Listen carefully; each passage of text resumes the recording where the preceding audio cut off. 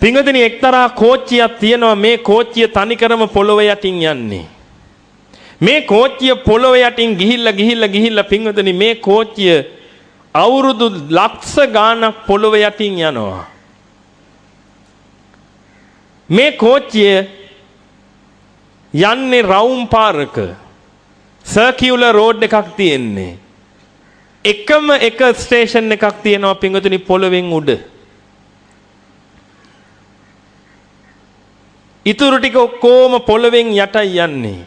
මේ පොළොවෙන් යට යන පාරේ පින්වතුනි ගිනි ජාලාවල් මැද්දේ මර ලතෝනි තිය ඒ කෝච්චිය තුල යන පිරිස යනවා. ඒ අතරතුර පින්වතුනි වන මුර්ගයෝ පැනලා මුරු ගගා කනවර මිනිසුන් මැරෙන්නේ. මහා විඳවිල්ලක් විඳෝ පින්වතුනි මේකේ ගිහිල්ලා